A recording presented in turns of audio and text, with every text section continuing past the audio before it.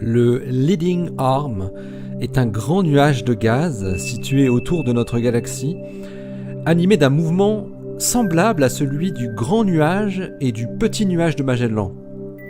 Mais de laquelle des deux galaxies satellites ce gaz vient-il ? La réponse vient d'être trouvée grâce à une analyse chimique de son contenu. Ça se passe là-haut, par Eric Simon.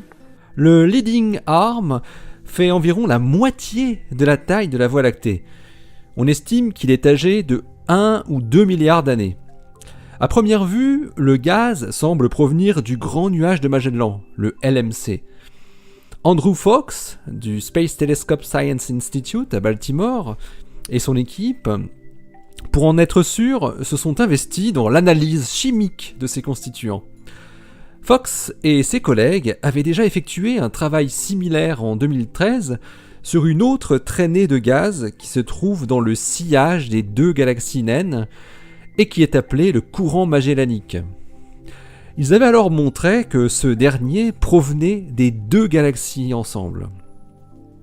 Une grosse différence existant entre le courant magellanique et le Leading Arm est que ce bras de gaz déchiqueté a déjà atteint la Voie lactée et arrive maintenant au niveau du disque galactique. Il est en train d'être accrété par notre galaxie. Ce type de spectacle est d'ailleurs très rarement vu dans d'autres galaxies du fait de leur trop faible émissivité. Ici, Fox et ses collaborateurs ont exploité une technique unique avec les capacités spectroscopiques du télescope Hubble dans l'UV. Ils ont observé 7 quasars très lointains, plusieurs milliards d'années-lumière, qui sont vus à travers le gaz du Leading Arm. En observant des raies d'absorption spécifiques qui correspondent à des éléments chimiques particuliers, les chercheurs parviennent à déterminer la composition du gaz.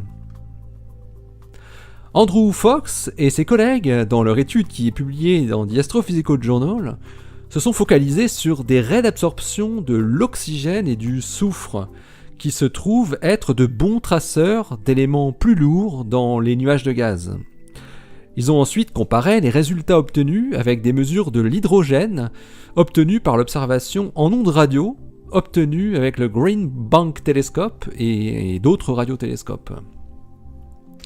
Après avoir analysé dans les moindres détails la composition chimique relative du Leading Arm comparée à celle de chacun des deux nuages de Magellan, Fox et son équipe arrivent à la conclusion que le gaz du Leading Arm, ne vient pas du grand nuage de Magellan, mais du petit nuage.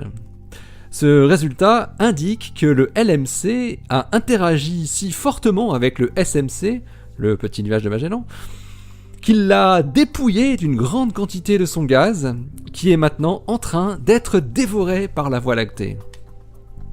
Il faut rappeler que cette étude a été rendue possible par la capacité unique du télescope Hubble et son spectrographe COS, Cosmic Origins Spectrograph, observant dans le domaine ultraviolet l'UV qui se trouve complètement filtré par l'atmosphère terrestre.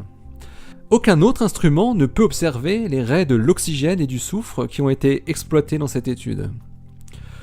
Le Leading Arm est en train d'être fragmenté et absorbé par la Voie lactée.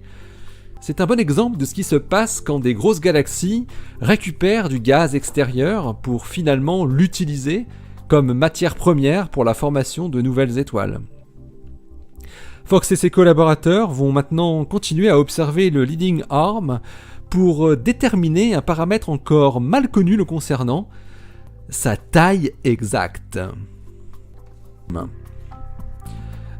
Allez, d'ici la prochaine, portez-vous bien, restez bien les yeux vers le ciel et les pieds sur terre. Salut!